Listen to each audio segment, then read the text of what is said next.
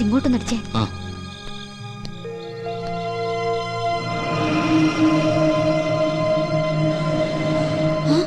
ഇത് സ്വാമിനാഥനല്ലേ? നിന്റെ സംശയം ഞാൻ തീർത്തു തരാം. പക്ഷെ അതിനു മുമ്പ് എനിക്ക് അറിയണം നീ എന്തിനാ ഇവിടെ വന്നതെന്ന്. അത് വെറുതെ കയറി ഇറങ്ങാൻ ഇതെന്താ സത്രമാണോ? നിനക്കെന്തറിയാം എന്നെ കുറിച്ച്?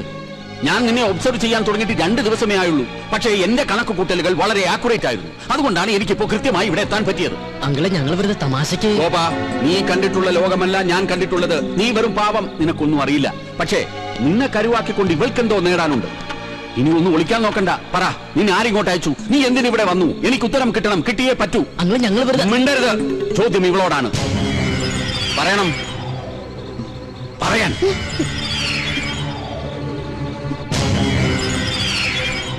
നീ പറയില്ല? വേണ്ട, പറയണ്ട. ചോദിക്കേണ്ടവരെ കൊണ്ട് ചോദിപ്പിച്ചാലേ പറയൂ എന്നാണെങ്കിൽ അങ്ങനെയാണ്.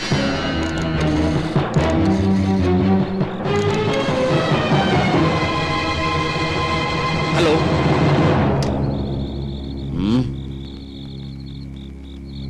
ഞാൻ പറയാം.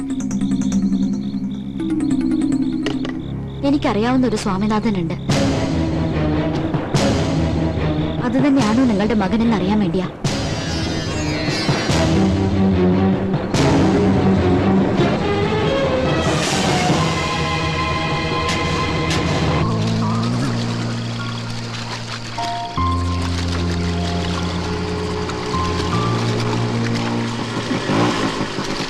നമ്മളെന്തിനാ ഇങ്ങോട്ട് വന്നേ? സ്വാമിനാഥൻ അവിടെ. അതെങ്ങനെ എനിക്കറിയാം? അപ്പൊ പിന്നെ അവിടെ വെച്ച് പറഞ്ഞതാ. ഓ, അത് ഗോപം പറഞ്ഞിട്ടുള്ള അറിവല്ലേ എനിക്കുള്ളൂ. അത് വെച്ച് അങ്ങനെ ഒരു നാടകം കളിച്ചില്ലായിരുന്നെങ്കിൽ അയ്യരിപ്പൊ നമ്മളെ 2 പേരെ ലോക്കപ്പിലാക്കിയേനെ. ഈ തലയ്ക്കകത്തൊന്നുമില്ല ഇപ്പൊ എനിക്ക് മനസ്സിലായി. ഇല്ല, എന്റെ തലയ്ക്കകത്തൊന്നുമില്ലല്ലോ. അതുകൊണ്ടാണല്ലോ ഞാൻ ഈ പണിക്ക് ഇറങ്ങിയത്. അതെ, ആ പെട്ടിയും കിടക്കൊക്കെ റെഡിയാക്കി വെച്ചോ. അയ്യരിന്റെ വെറുതെ ഇരിക്കുന്നു എനിക്ക് തോന്നണല്ല. ദൈവമേ, ഇനി എന്തൊക്കെ കുരിശ് കാണേണ്ടി വരുമോ എന്തോ. കേറി കേറി, ഈ ലോഡ് കൊണ്ട് എങ്ങനെയെങ്കിലും വീട്ടിലെത്തി. ചെക്ക്. ഒരുപാട് നേരം ആലോചിച്ചിട്ട് ഒരു കാര്യമില്ല. ചെസ് എന്ന് പറഞ്ഞാലേ രാജരക്തം ശരീരത്തിൽ ഓടുന്നവർക്കേ ഇത് കളിക്കാൻ പറ്റുള്ളൂ. എന്റെ അങ്കിളെ ഒന്ന് സമാധാനം, ഞാനൊന്ന് ആലോചിച്ചോട്ടെ. ഒരു മാസം ഇരുന്ന് ആലോചിച്ചാ ബുദ്ധിമുട്ടാവും. എന്റെ മന്ത്രിനെ വെട്ടിയാ? എങ്ങനെ വെട്ടി? ഒന്ന് കാണിച്ചേ. ഈ കുതിരയെ കൊണ്ട് എങ്ങനെ വെട്ടി? സത്യം പറ, അങ്ങളുടെ ശരീരത്തിൽ രാജരക്തം തന്നെയാണോ ഓടണേ? ആയിരുന്നു. എന്റെ കിഡ്നി ഫെയിലിയർ ആയിട്ടുള്ള കാര്യം ഞാൻ നിന്നോട് പറഞ്ഞിട്ടില്ലേ? ഇല്ല. എന്നാ എന്റെ കിഡ്നി ഫെയിലിയർ ആയിട്ടുണ്ട്. ആ സമയത്ത് ഡയാലിസിസ് നടത്തിയിരുന്നു. എന്ന് പറഞ്ഞാൽ എന്റെ രക്തം മാറ്റുകയും വേറൊരാളുടെ രക്തം കയറ്റുകയും ചെയ്തു. ആ രക്തം ഏതോ ബുദ്ധിയില്ലാത്ത ഒരു കൂലിപ്പണിക്കാരന്റെ ആയിരുന്നു. ഞാനും വിചാരിച്ചു, എങ്ങനെയാ ഈ കുട്ടി എന്റെ മന്ത്രിയെ വെട്ടിയത്? എന്തിനാ അങ്കിളെ വെറുതെ പുളു അടിക്കുന്നേ? കൊറേ നാളായി ഞാൻ പറയുന്നു വിചാരിക്കണേ. ഗോപന്റെ അടുത്ത് എടുക്കണ കളി എന്റെ അടുത്ത് വേണ്ടാട്ടാ. അത്യാവശ്യം അങ്ങോട്ട് പറയുന്നത് സമ്മതിക്കാൻ തയ്യാറുണ്ടെങ്കിൽ മാത്രം ഇവിടെ താമസിച്ചാ മതി. വൈദ്യനാഥന. എന്താ വൈദ്യനാഥ? അളിയൻ വരാൻ പറഞ്ഞു. എന്നോടോ? അല്ല, എന്നെ അങ്കിൾ. ആ, സരോജം വന്നൂലോ. എന്താ സരോജം? മാഡം വിളിക്കുന്നു. ഹൈ, എന്തിനപ്പൊ 2 പേരും വിളിക്കണേ? എന്താ കാര്യം? അല്ല, സ്വാമിനാഥനെ കുറിച്ച് എന്തോ അറിയാന്ന് പറഞ്ഞു. അതെങ്ങനെ അവിടെ അറിഞ്ഞു? എനിക്കിപ്പോ അത്യാവശ്യം ഒന്ന് പുറത്തു പോകേണ്ട കാര്യമുണ്ട്. എപ്പോഴാ കാണാൻ പറ്റുമെന്ന് 2 പേരും ഞാൻ അറിയിക്കാം. ഓ.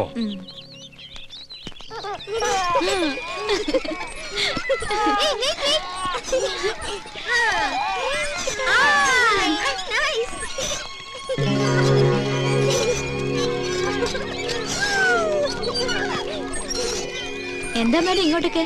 അല്ലെങ്കിൽ പുറത്തേക്കൊന്നും കാണാറില്ല. എനിക്കൊരു കാര്യം അറിയാനുണ്ട്. ഞാൻ കേട്ടത് സത്യമാണോ? അതിപ്പോ കാര്യം എന്താണെന്ന് അറിയാതെ ഞാൻ. പ്ലീസ്,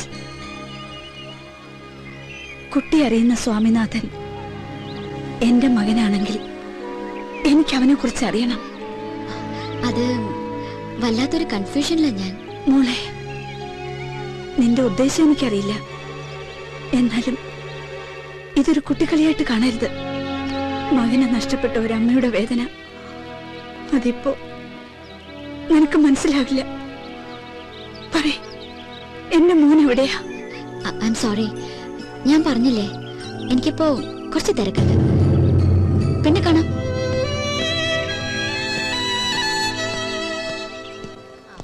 എടി ഗർഭിണികൾ പൊതുവെ പച്ചമാങ്ങയല്ലേ കഴിക്കാറുള്ളൂ? അതെ. പിന്നെ നീ എന്താ ഈ മൊസംബി എങ്ങനെ മുങ്ങി നടന്നാലും നിന്നെ ഞാനൊന്ന് പൊക്കും.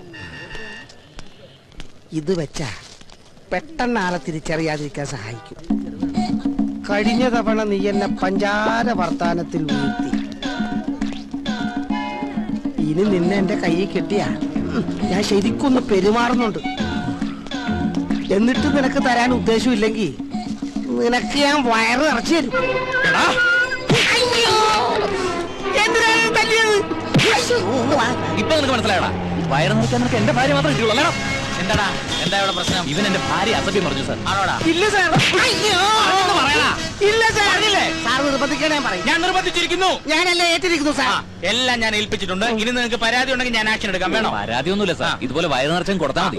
എന്നാ പിന്നെ നിങ്ങൾ വെക്കോ, ഇവന്റെ കാര്യം ഞാൻ ഏറ്റു. അന്നേ ഡോക്ടർ പറഞ്ഞതാ എനിക്ക് കുട്ടികൾ ഉണ്ടാവില്ലെന്ന്. അങ്ങോട്ട് നടക്കടി. അടുത്തോട്ട് സാറേ, ഞാൻ വികലാംഗൻ. എനിക്ക് 4 ഭാര്യ, അല്ല 1 ഭാര്യ 4 കുട്ടികളുള്ളതാ. വികലാംഗനായിട്ട് നിനക്ക് 4 ഭാര്യമാര് 4 മക്കളൊക്കെ ഉണ്ടല്ലേ? നീ വികലാംഗനായതുകൊണ്ടും അവർക്ക് പരാതിയൊന്നും ഇല്ലാത്തതുകൊണ്ടും നിന്നെ ഞാൻ വെറുതെ വിട്ടിരിക്കുക. ഇനി മേലാൽ ഈ ഏരിയ കണ്ടുപോരുത് കേട്ടോ. വിട്ടോ വിട്ടോ, കേറൂ. കുറെ എണ്ണം വയറും പിറിപ്പിച്ചിറങ്ങി മനുഷ്യന് പണിയുണ്ടാക്കാൻ.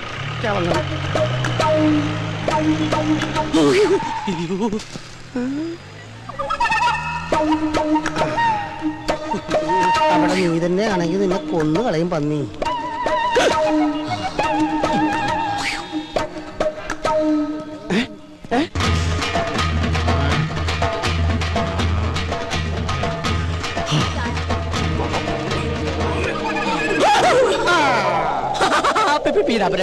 ഞാൻ ഫാഷൻ ഷോക്ക്. നീ ഒന്നും മിണ്ടരുത്. നീ കാരണം എനിക്ക് അടിയുടെ പെരുന്നാളായിരുന്നു. മര്യാദക്കിന്റെ കാശല്ല. ചേട്ടാ, എനിക്ക് പുതിയ ജോലി കിട്ടി. ചേട്ടാ, 1 മാസം കൂടി സമയം തന്നെ. നീ ഒന്നും മിണ്ടരുത്. മര്യാദക്കിന്റെ കാശല്ല പന്നി. നീ ഇതുവരെ പോയിട്ട് അത് പിന്നെ ഇവനെന്താ? നിന്നോട് പറഞ്ഞാൽ മനസ്സിലാവത്തില്ലടാ. നീ ആണ് റിപ്പറോ? ഒരു വികലാംഗൻ മറ്റൊരു വികലാംഗനെ കുത്തിരി കയറി പിടിക്കുന്നത് ആദ്യമായിട്ടാണ് ഞാൻ കാണുന്നത്. ഞാൻ റിപ്പറൊന്നും അല്ല. ഇവനെനിക്ക് കാശ് തരാനുള്ളതാ. അവന്റെ ഒരു കാശ് കുറച്ചു മുമ്പ് കൂടെ ഞാൻ നിന്നോട് പറഞ്ഞതുള്ളൂ. ശരീരം കേടാക്കണമെങ്കിൽ സ്ഥലം വിട്ട് പോടാ. നിന്നെ കാണിച്ചു തരാടാ പന്നി. ആരാവൻ? എനിക്കറിയില്ല സാർ, തലയ്ക്ക് സുഖമില്ലാത്ത ഏതോ ഒരു പ്രാന്തന. മോന് സുഖമല്ലേ? സാറ് സുഖമല്ലേ? സുഖമായിട്ടിരിക്കുന്നു. ഭാര്യ മക്കളും എല്ലാരും സുഖമായിട്ടിരിക്കുന്നു. സാർ ഇത് മക്കൾക്ക് കൊടുക്കണം. ഈ വികലാംഗം പാമ്പന്റെ പ്രസന്റ് അത് പറയണം സാർ. പോട്ടെ സാർ. എന്തൊരു സ്നേഹമുള്ളൊരു പയ്യൻ. ഇതാണ് ദൈവം എല്ലാവർക്കും എല്ലാം തികച്ചു കൊടുക്കില്ല എന്ന് പറയുന്നത്. എന്ത് പറ്റി സാറേ?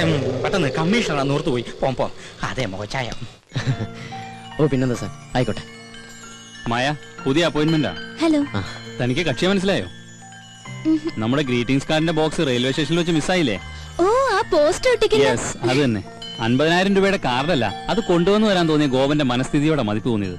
Anyway, best of luck. Thank you. എന്നാ പിന്നെ ഐശ്വര്യമായിട്ട് തുടങ്ങിക്കോളൂ. ശരി സാർ.